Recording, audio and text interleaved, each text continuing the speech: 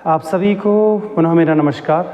विश्व के इतिहास में मैं पुनः आपके साथ हूँ और मेसोपोटामिया की सभ्यता अभी चल रही है और इस कड़ी में मैं आज आपके साथ पुनः मेसोपोटामिया का जो सभ्यता में जो हम दूसरे नंबर पे जब हमने बेबीलोन की बात की थी या जिसे हम असीरियन सभ्यता कहते हैं, उस असीरियन जो सिविलाइजेशन रही है उसका जो एडमिनिस्ट्रेशन है, जो प्रशासन है, उसके बारे में आज मैं आपके साथ चर्चा कर रहा हूँ।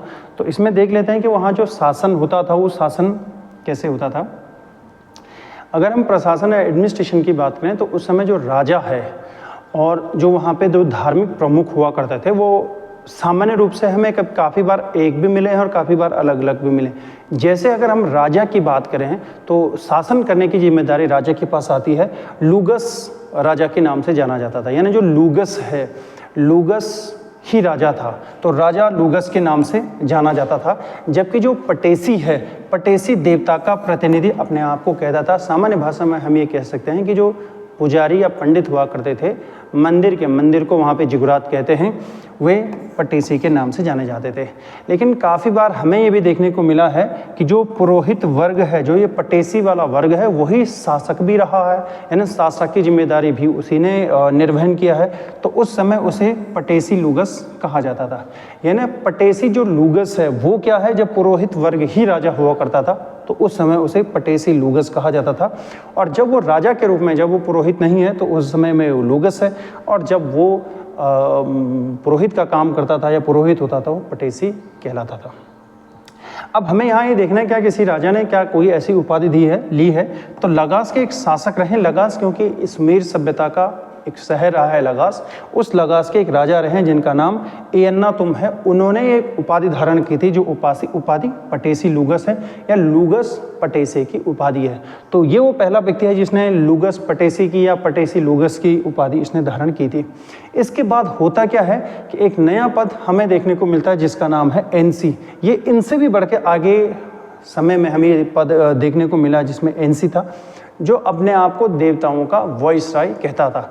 यानी अब ये राजा भी है और ये पुरोहित भी है, तो ये एनसी कहता था और अपने आप को इसने और उच्च साबित करने का प्रयास किया। तो इस तरीके से हम प्रशासन में देख रहे हैं कि इनका जो प्रशासन था वो किस वर्ग के हाथ में था। सामान्य रूप से हमने पुरोहित वर्ग या फिर हमने राजा को इसमें देखा। अगर हम कृषि की बात करें तो यहाँ पे अलग अलग टाइप की खेती होती थी, लेकिन इंपॉर्टेंट चीज़ ये है कि खजूर पे यहाँ पे विशेष छूट दी जाती थी। अगर जो खजूर का अधिक उत्पादन करता था तो उसे राजकीय जो भूमि है उससे जो कर लिया जाता था उसे 5 वर्ष की छूट दी जाती थी। इसका मतलब ये जो सभ्यता के लोग थे ये खजूर को प्रमोट करते थे और खजूर इनके लिए एक निर्यात का साधन था। यानी ये खजूर की खेती करते थे, खजूर का उत्पादन करते थे और फिर अन्य सभ्यताओं में खजूर को ये बेचते थे। जैसे कि फारस की सभ्यता रही है या हमारे यहाँ की सिंधु घाटी सभ्यता रही है या फिर नील की सभ्यता रही है या फिर और भी दुनिया की अन्य सभ्यताओं में इस प्रकार का ट्रेड आयात निर्यात होता था। तो उनके पास कृषिगत एक ऐसी चीज़ है जिसको वो बेचा करते थे। आगे अगर हम बात करें धर्म के हिसाब से, क्योंकि प्रकृति को तो ये मानने वाले हैं ही, तो लेकिन इस टाइम पीरियड में जो देवता थे वो अलग अलग नाम से जाने जाते हैं। जैसे एनलिन एक देवता है, जैसे हमारे यहाँ वायु देवता होते हैं तो इनके यहाँ एनलिन था जो कि वायु देवता हुआ करते थे। मर्दूक जो कि बहुत इंपॉर्टेंट रहे हैं इस टाइम पीरियड में, प्रातः काल का देवता। और कुल मिलाकर बात करें तो इस पूरी सभ्यता में मर्दूक देवता बहुत ही इंपॉर्टेंट रहा है। अन्ना अनुम ये स्वर्ग के देवता कहलाते थे। एनलिन पृथ्वी के जो देवता हैं उनको कहा जाता था। एनकी पानी का देवता जिसे हम जल देवता कहते हैं। और नब्बू बहुत इंपॉर्टेंट है, विद्या का देवता। जैसे हमारे यहाँ विद्या की हम देवी कहते हैं, माँ सरस्वती, माँ शारदे कहते हैं, तो वो नब्बू कहते थे, उनका विद्या का देवता हुआ करता था। तो इस तरीके से धर्म के हिसाब से हम देखें तो ये इनके कुछ प्रमुख देवता हो गए। सूर्य, समस जो शब्द है वो सूर्य के लिए आता है। चंद्रमा के लिए सिन का वो इस्तेमाल करते थे। और तूफान का जो देवता है वो रम्मान हुआ करता था। तो रम्मान तूफान का देवता था। इम्पॉर्टेंट बात यहाँ पे हमें ये समझनी पड़ेगी, और सभ्यताओं में हमने देखा है जो भी भगवान की पूजा की जाती थी, जो भी देवताओं को पूजा जाता था वो पारलौकिक सुख के लिए कहा जाता है। यानी मृत्यु के बाद जो सुख मिलेगा उस सुख के लिए ये पूजा करते थे। लेकिन इस सभ्यता की यहाँ पे इंपॉर्टेंट चीज़ है, यहाँ पे जो पूजा की जाती है वो पारलौकिक सुख के लिए नहीं की जाती है, बल्कि भौतिक सुख के लिए की जाती है। जो जब तक जीवन है, जीवन में सुख मिले और सुख संपदा वाली जो चीज़ें प्राप्त हो सके उसके लिए पूजा करना, न कि पारलौकिक चीज़ों के लिए कर रहे हैं। लेकिन काफ़ी बार हम ये देखते हैं कि हमारे यहाँ जो पूजा की जाती है वो भौतिक सुख के साथ साथ पारलौकिक सुख के लिए भी की जाती है। तो पारलौकिक और भौतिक सुख दोनों शामिल होते हैं, जबकि यहाँ पर जो शामिल हो रहा है वो भौतिक सुख शामिल हो रहा है।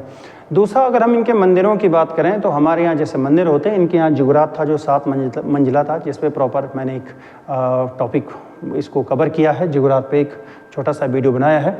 तो जिगुरात को फिलहाल हम छोड़ देते हैं, आगे बढ़ते हैं। जब हम इनकी सोसाइटी की बात करते हैं, जब हम इनके समाज की बात करते हैं, जिस प्रकार से हमारे समाज में उच्च वर्ग, मध्यम वर्ग और निम्न वर्ग होता है, उसी प्रकार यहाँ पे भी उच्च वर्ग, मध्यम वर्ग और निम्न वर्ग मौजूद था। भले थोड़ा सा नाम में हमें परिवर्तन देखने को मिलता है। जैसे हम उच्च वर्ग की बात करें तो उच्च वर्ग को यहाँ पे अविलम कहा जाता है। तो ये टर्म्स पूछा जाता है कि अविलम समाज में क्या रहा होगा, या स्टेटमेंट में जब सवाल पूछे जाएंगे आपसे, निम्न में से कौन सा कथन सही है, कौन सा कथन गलत है, तो वहाँ पे आपके लिए ये चीज़ जरूर ध्यान रखनी है। तो अविलम जो है वो उच्च वर्ग है और मुस्किनम जो है वो मध्यम वर्ग, और निम्न वर्ग के लिए ऐसे कोई प्रॉपर शब्द मिला नहीं है। तो इस समाज जरूर 3 भागों में विभाजित है, जैसे आज का समाज है वैसे उस समय का समाज था। आगे अगर हम बात करें महिलाओं की जो दशा है इस समय समाज में, अलग अलग मेसोपोटामिया के टाइम पीरियड में अलग अलग टाइम पे थोड़ा सा कंडीशनों में जरूर बदलाव देखने को मिला। इस टाइम पीरियड में जो कानून थे वो पति के महिलाओं को कानून यहाँ पे प्राप्त हैं। कहने का मतलब महिलाओं को काफ़ी अधिकार यहाँ पे मिले हैं।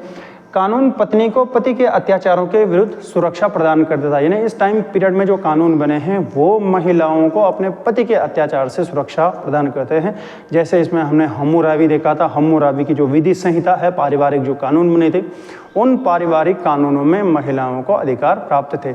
जिस तरीके से पुरुष को तलाक देने का अधिकार था, उसी तरीके से महिलाओं को भी तलाक देने का अधिकार था।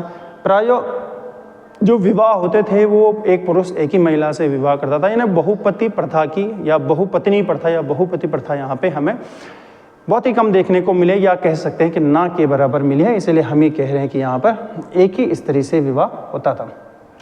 विज्ञान के क्षेत्र में अगर हम यहाँ पे देखें तो रेखा गणित में वृत्त के 360 का जो एंगल है उसमें वृत्त को इन्होंने 360 डिग्री में इन्होंने विभाजित किया था। ये पहली बार देखने को मिल रहा है।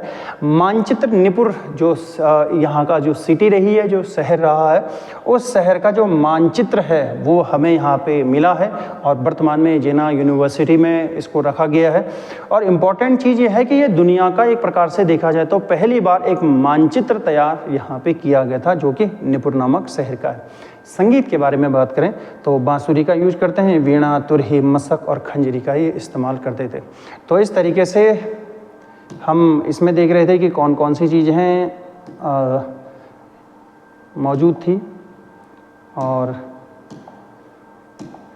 ये इस तरीके से हमने इसमें समझने की कोशिश की।